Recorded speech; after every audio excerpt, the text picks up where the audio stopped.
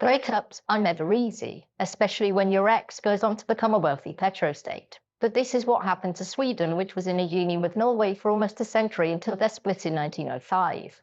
But what caused this dissolution? Why did Sweden and Norway break up? So, as of the closing years of the Napoleonic Wars, Norway was a part of the Kingdom of Denmark, whose ruler Frederick VI had just sided with Napoleon. Now, a lot of countries in Europe had done the same previously, like Russia, who would use Swedish closeness with Britain as justification to invade it and grab Finland for its own. Soon after this, Russia decided that it didn't like Napoleon anymore, and so it was time for new allies. The Swedish king wasn't doing much because of a heart attack, but his government did sense an opportunity. Finland wasn't coming back, but by siding with the coalition against Napoleon and his Danish ally, Sweden could gain Norway, something which Britain, Russia and Prussia agreed to. And even the Danish king agreed to its loss, providing he got to keep Greenland and Iceland. The people of Norway were not happy with suddenly being the subjects of the Swedish king, and so the Prince of Denmark, called Christian because of course he was, declared himself the King of Norway in 1814 and proclaimed its independence. Against the Allies, he stood no chance of succeeding, but whilst they were busy fighting Napoleon, there was an opportunity to win political support.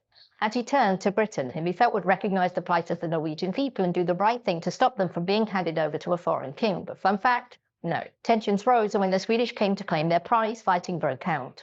This lasted for about 2 weeks and ended with the Swedish making some concessions in return for Norway joining the Union voluntarily. Norway would keep a semi-democratic constitution, the king's powers there would be limited, and Norway would maintain separate armed forces. Relations between the two states improved over the next half a century, with the Swedish-based kings presenting a much more conciliatory tone to the Norwegian subjects. Although by doing this, they angered Swedish politicians, who saw Norway as the junior partner in the Union, and many there feared that Norway would never be placated and would simply keep asking for more. And they weren't wrong. Norwegian politicians kept asking for more autonomy over the course of the late 19th century. The big one was when in 1891 Norwegian elections saw the Liberal Party victorious. The Liberals were proponents of Norwegian independence, but if that couldn't be achieved, then they demanded separate foreign and trade policy for Norway. This was a big no-no, since at that point the Union would essentially be dead.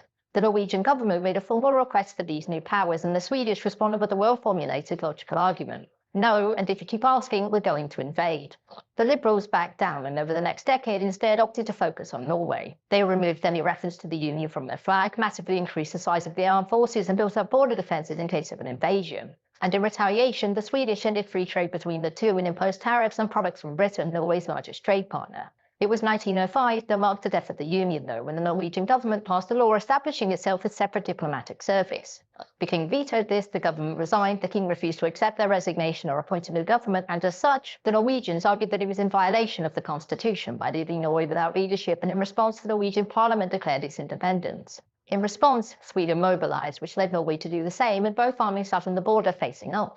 Swedish politicians and commanders were ready for war, and it was only when the Swedish people were overwhelmingly against military action that they backed down. This support was largely due to the Norwegian referendum, in which 99.9% of voters backed independence, which made it clear to everyone that Sweden could no longer force Norway to stay. As such, the Swedish people threatened mutiny of the army and the general strike if Norway was invaded, which meant that King Oscar II had no choice but to acknowledge the end of the Union. The Norwegian people then voted for a Prince of Denmark to become King of Norway, and thus, after a mere 500 years of being controlled by a foreign power, Norway would once again be an independent state.